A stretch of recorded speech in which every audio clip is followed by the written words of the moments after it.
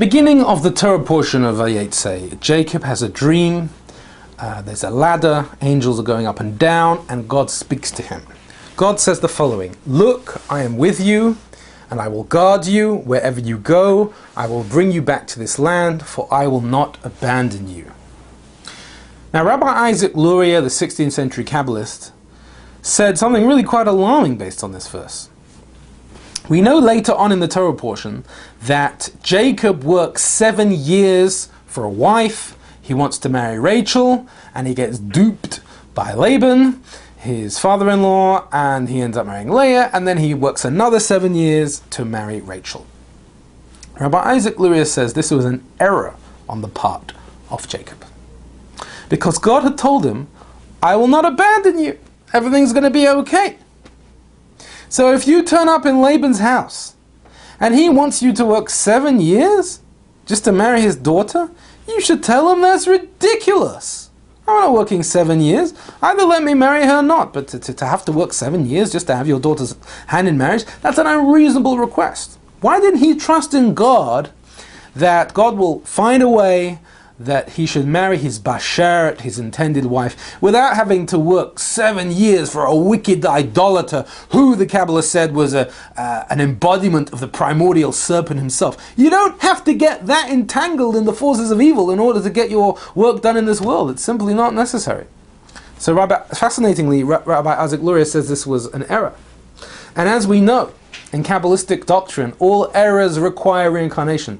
To correct this mistake, Jacob was reincarnated into King David.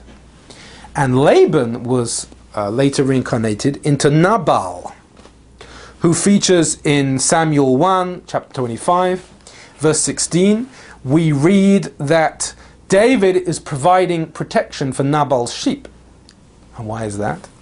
Because in the previous life, Jacob had tended Laban's sheep in exchange for a wife. So to achieve tikkun, spiritual healing for this, the same process of guarding sheep had to be repeated in a future life.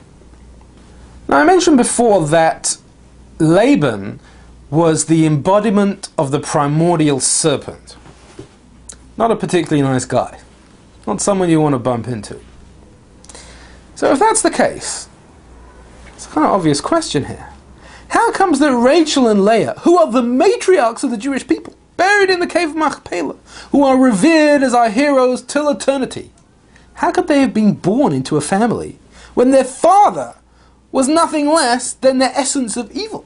How could such righteous people emerge from such a salubrious and unpleasant location?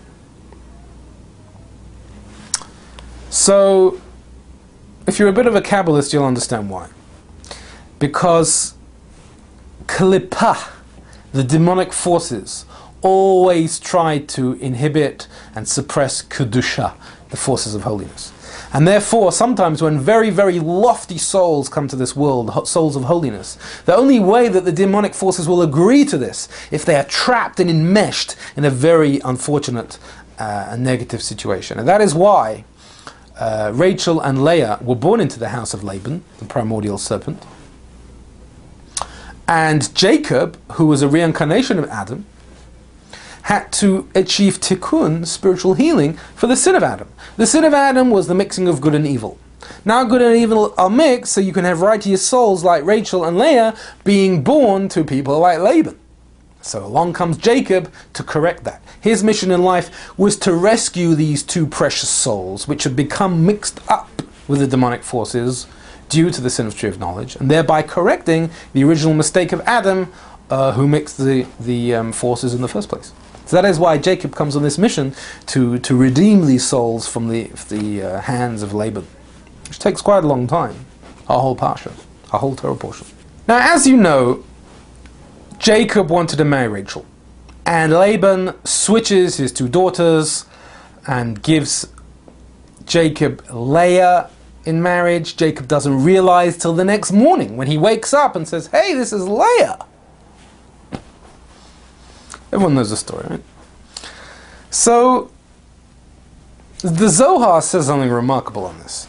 And it is that it's a very fundamental teaching in Judaism, that when a man is intimate with his wife, he should not be thinking about another woman.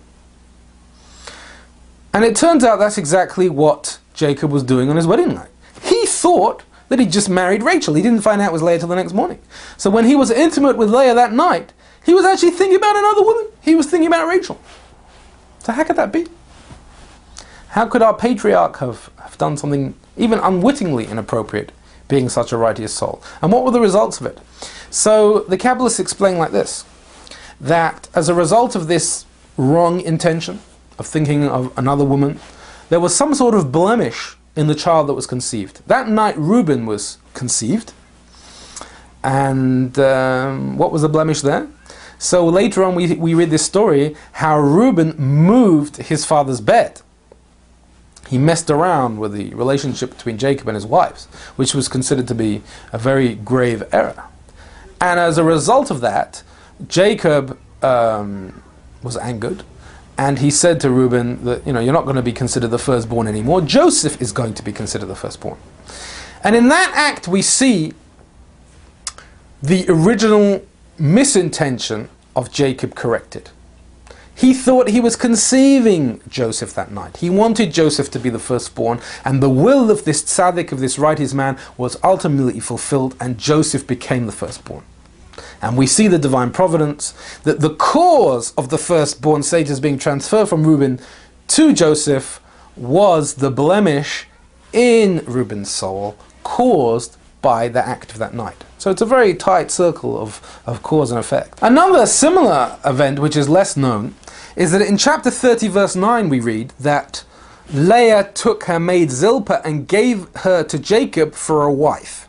Now they'd already discussed that Jacob should take Bilhah for a wife, but there was no discussion of, which was of course Rachel's maid, but there was no discussion of taking Zilpah.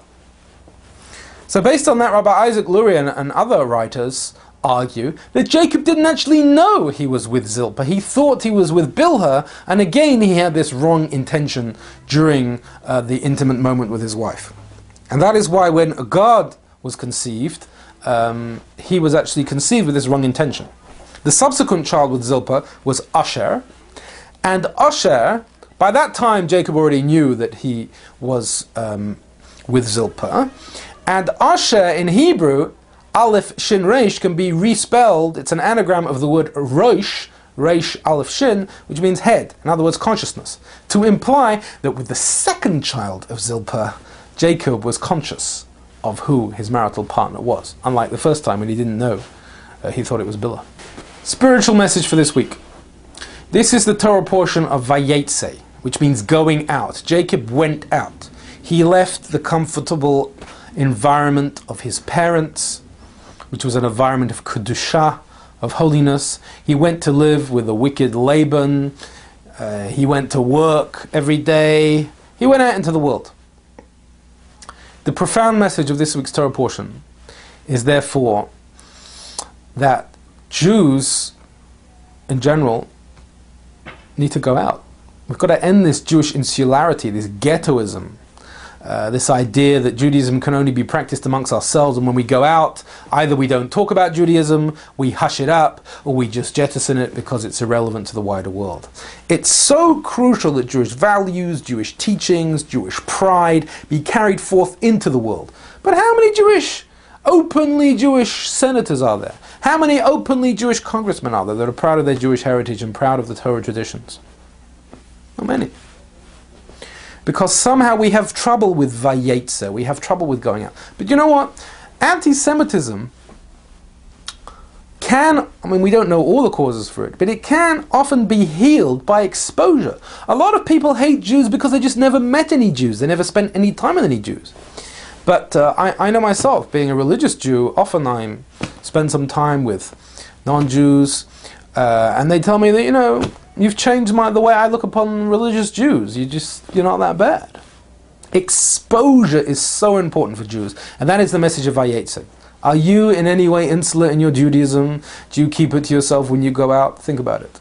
It's time for more Vayeitzei. We really need this stuff. Okay, thank you very much, and listen again next week, God willing, to Torah Intact.